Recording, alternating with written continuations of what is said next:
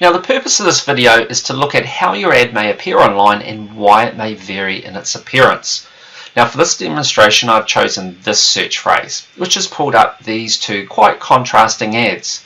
Now this ad is really dominating over this one here. This ad here has what we call call-out extensions through here and what we call site link extensions here, whereas this ad has none of those.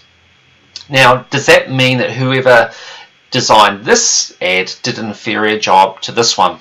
Well, we can't honestly answer that question. We'd have to get access to the back end of this campaign to see how it was set up. Now, it is certainly very much recommended that when you design the campaign, you include call-out extensions and site link extensions.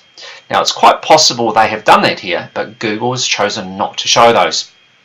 Now, what are the factors that Google takes into account when deciding how to show the ad? Well, one of the factors is the amount of competition. Now, as you can see here, there are only two competing ads. Because there's only two competing ads, Google has more space to play with, and as a consequence, they've shown this ad in a particularly impressive way. Now, another factor Google takes into account is ad relevance. Ad relevance to that landing page that you're directed to when you go through, when you click on this ad. Now when Google goes through, if what they see at the other end on that landing page is highly relevant to the ad that's being projected, then it's more likely to show these extensions.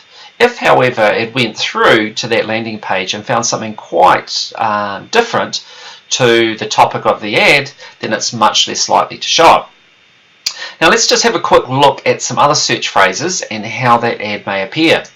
So here we go again, we've got another search phrase here and we've got the ad here. You'll notice here that there are no other competing ads at the top part of the page, and let's just have a look and see if there's any further down. So here we go, we've got some more further down. But Google has decided to show this one at the top and really dominate the page. Again, we can see those call-out extensions and site link extensions. Now let's just take a look at a third search phrase, this one here, and we've got again the same person again really dominating the page. And let's just have a look and see if there's any other competition. Yes, there is, but they're being bumped to the bottom of the page. Now, one of the things to be aware of is that every time you do that search, your ad may change in its appearance. So let's have another go at this search and see if we can get a different result. So let's have a look. Alright, so that's looking pretty similar. We'll try one more time on this one. There you go. So you can see in the third attempt on it, it's showing the ad in a more compact way. It's still at the top of the page, but the appearance of it's quite different.